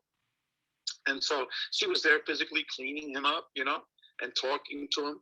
And he described it like she would go into the bathroom and the regular nurse would come in, and the regular nurse would never even admit that the other woman was there, Afterwards, he described the nurse to the other nurses, and this is all like a week that nurse was there, and he said only at night. Okay. And then no one knew who this woman was. He described her. He described how she was, the outfit she had. Okay. So, but to him, she was very, very physical, very, very real. Okay. And tons of other people have seen perceived ghosts that are very, very physical, very, very real. Okay. Just like those people have seen these UFOs. Okay. Now, you could take the perspective that yes, all these ghosts are very, very real. They're appearing to people in a physical form. They came from another dimension. These UFOs are very, very real. They came in a physical form from another dimension. The woman's daughter came in a physical form after she had immediately died. Appeared very physical to her, et cetera, et cetera, et cetera, et cetera. Okay? Or you could say that, yes, they were perceived to be very, very physical, but maybe there's something more complicated behind it. And that's our perspective. We have one quick last question. Somebody asked if you were familiar with Kathy Forte's work. She wrote a book called Fractals of God and Others. She was our speaker. Kathy Forte, F-O-R-T-I. No, I'm not familiar with that. Okay, she did some interesting work. At any rate, we are so grateful to have had you here today and really enjoyed the things you had to say. Thank you so much for joining us. Well, thank you so much, and I apologize. I'm still trying to get back on the internet. Hope it's not serious. It shows that I'm connected, but I can't get on the internet, so I apologize. Shake your fist at your provider. Yeah, something's going on. Something's going on. Thank you so much. Thank you too, and thank you, Ray. Hope to see you again at some point. Thank you. Thank you. Thank you all for coming. Please don't forget to donate and keep in touch, because we've got some great, exciting people coming in the next months, and it's nice to touch base with you all and to see you.